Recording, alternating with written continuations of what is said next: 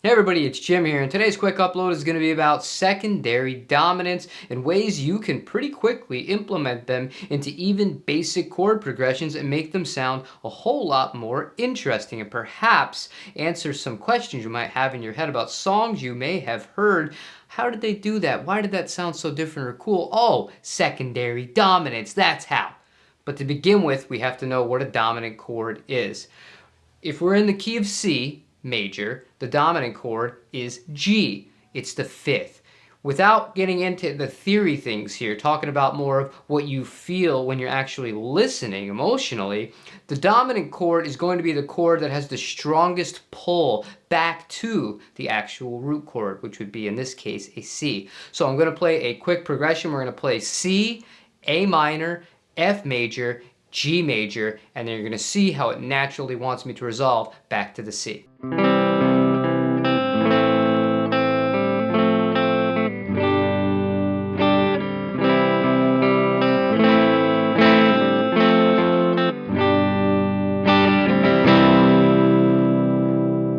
Now, just as a quick little method of cheating to be able to find the dominant chord, no matter where you are on the neck, so long as you're using these two strings, the E and the A. If you are on the A string, say you're playing right here, D, it's going to be the same exact fret, only on the E string. In that case, it's an A. Go up and down the neck, same thing.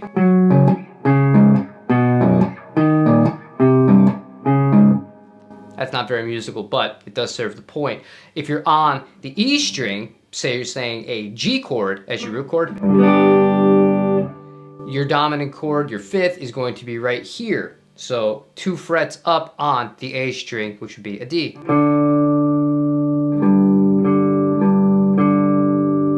Also known as a power chord. Now, everything I just said also applies to minor keys. However, for the rest of this video, we're only going to be talking about major progressions. So now that we know what a dominant chord is, what is a secondary dominant, and why would I want to use one? What purpose does this serve? A secondary dominant is basically just going to be the dominant chord of whatever chord you pick out within that progression. That sounds really simple. For example, if we know the dominant chord here is a G, if we're playing in the key of C, G has a different dominant chord, D major. D major is not in the key of C major. So, how can we get that chord to fit in? What we're going to be doing is we're going to be putting in the secondary dominant right before our change to a G. In this progression, we will just be playing C, F, D, G, all major chords. And you're going to notice it sounds a little bit different, but it's kind of cool.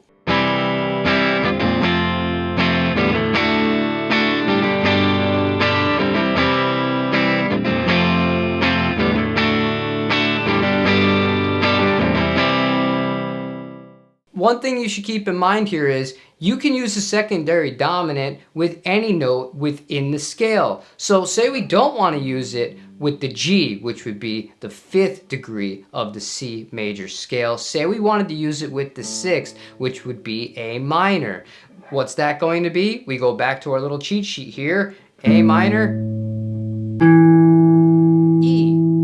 There we go. So now we have to throw in an E major, which is also not traditionally part of a C major scale, but we can make it work.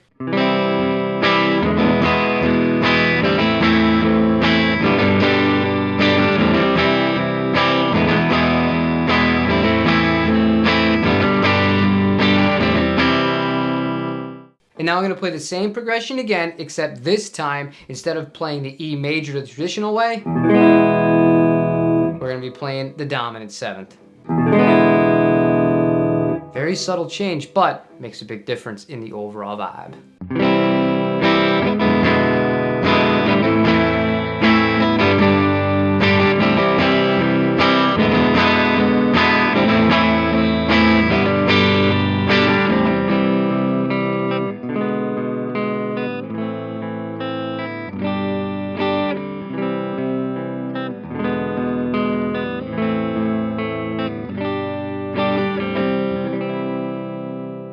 And remember, you can use a secondary dominant of any note within that scale and it will come off nicely. Experiment with it. Try it with some dominant sevens. Try it just with straight up majors. But I guarantee you, things that might not have come to your mind because we're so kind of trained to play everything diatonically and properly, so to speak, as far as stay within the key, stay here, you have to do things like this or it's going to sound wrong.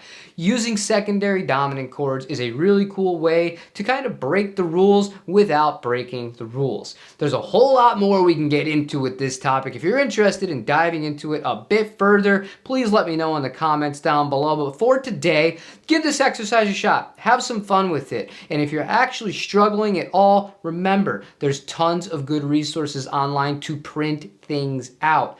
Also, I would say write it down. Get an old-fashioned pen and paper. Write out all of the scales as far as the Roman numerals that go with them underneath that are associated with each note of that scale. It will really start building your knowledge of which notes are major, which notes are minor, where is my diminished chord, all that kind of fun stuff.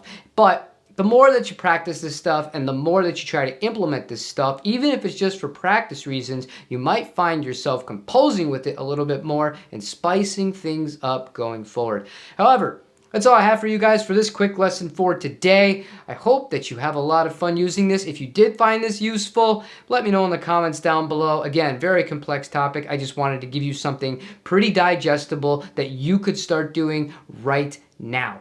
Hope you have a great rest of your day. Like, comment, subscribe, and I'll see you on the next one. Take it easy.